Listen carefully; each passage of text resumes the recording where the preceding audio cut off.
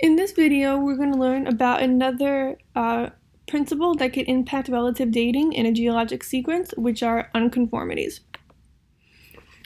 To start, the technical definition of an unconformity is a buried erosional surface that forms due to the processes of uplift, weathering, erosion, and deposition. So what exactly does all of that mean? Well, over the past few days, you've been working with geologic sequences that have this random squiggly bold line within some of the diagrams. That actually marks an unconformity. Specifically, an unconformity represents a missing part of the geologic record. When you look at a geologic sequence and you see an unconformity there, that tells the person looking at the diagram, hey, something happened at that point in history to remove some of the rock layer. So we're going to use this animation to look at the development of some unconformities. So as we start this animation, sea level rises, which results in the deposition of sedimentary rock layers. They're all originally horizontal, as they should be formed before being disturbed by other processes. Here's the process of folding and uplift. Here we have an igneous intrusion, cross-cutting layers 1 through 7. And then we have weathering and erosion, removing some of those rock layers away. Now we have the deposition of new sedimentary rock layers above that. Now I want to pause the video right here to talk about what just happened. We saw rock layers 1 through 8 form, we saw the igneous intrusion, and then we saw uplift and folding, and weathering and erosion removed layers 7 and 8. If you look at this diagram, layers 7 and 8 are no longer there. Over time, as weathering and erosion takes over, some of those rocks that once existed get removed from the rock record. And then when you have more subsidence, deposition, and the forming of new rock layers, just like we have here in layers 15 through 19, you get what we call an unconformity. The unconformity is that black squiggly line between layers 6 and 15.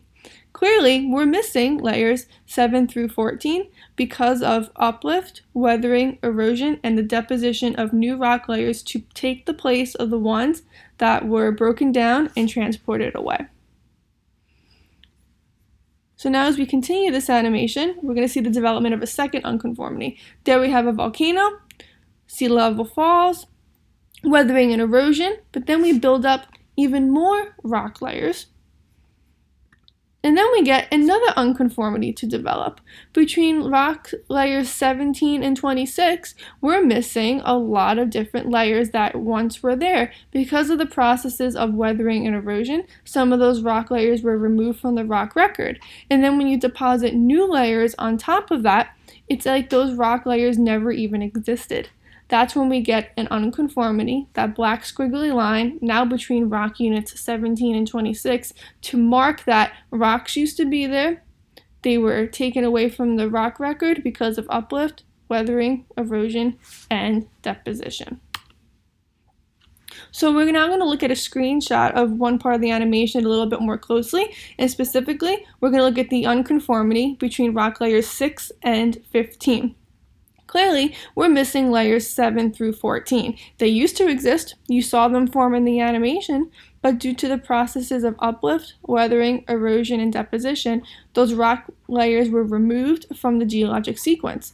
Looking at this diagram, you would have no idea that layers used to exist between layers 6 and 15. The unconformity marks that something happened there to remove missing layers so that you can understand that this diagram is not showing the whole story. Another example shown later on in the animation was the unconformity between rock layers 17 and 26. We're missing layers 18 through 25. They used to exist, but because of uplift, weathering, erosion, and the deposition of new sediments, we are missing part of that rock record, and that unconformity there marks that this has happened. We're going to finish up today by looking at one more example of a diagram. This time we're going to pay attention to the unconformity that's in the image. So to start, we're going to start with the deposition of rock unit A, followed by the deposition of rock unit B. Now what we have to focus on is that we had some uplift leading to our unconformity.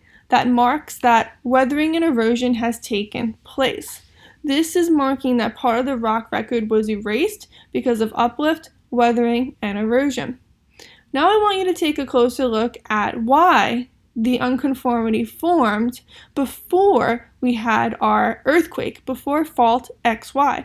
So if we take a look here, we have our fault line, XY, that crosscuts layers A, B, and even crosscuts the unconformity. Layers A, B, and the unconformity were disrupted because of that earthquake. That means all three of those features must have been there before the earthquake to occur. The earthquake is the youngest feature out of those because it formed most recently, and it's cross-cutting those specific features. So we have fault XY. Then we have more subsidence because following that we have the deposition of rock layer C. It's important to note that the earthquake did not disrupt these layers because the fault line does not cross-cut layer C. Layer C must have formed after that earthquake, after that subsidence. And then we end with the deposition of rock unit D, our youngest feature in the diagram.